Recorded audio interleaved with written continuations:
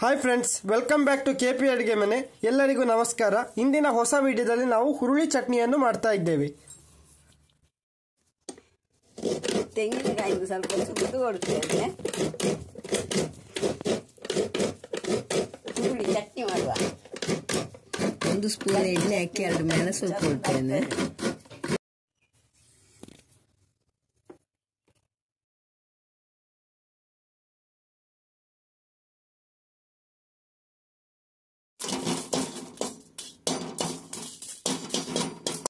ಈಗ ಮೆಣಸು ಹುರಿದಾಯ್ತು.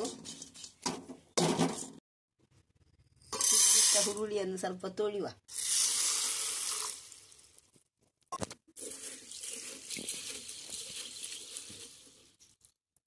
ಈಗ ಚಟ್ನಿ ಬೇಕಾದ ಉಪ್ಪು ಹುರುಳಿ ಮೆಣಸು ಹಾಕೊಳ್ತೇನೆ. ಸ್ವಲ್ಪ ನೀರು ಹಾಕೊಳ್ತೇನೆ.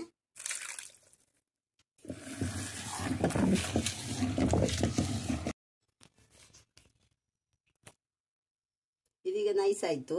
ಇನ್ನು ಇದಕ್ಕೆ ಹುರುಳಿಯನ್ನು ಹಾಕೊಳ್ತೇನೆ.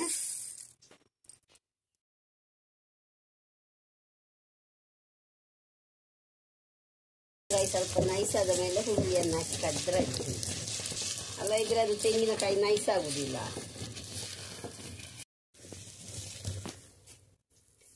ಚಟ್ನಿ ನೈಸ್ ಆಯ್ತು. ಈಗ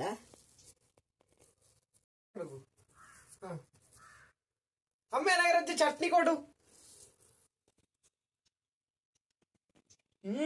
ಚಟ್ನಿ ಸೂಪರ್.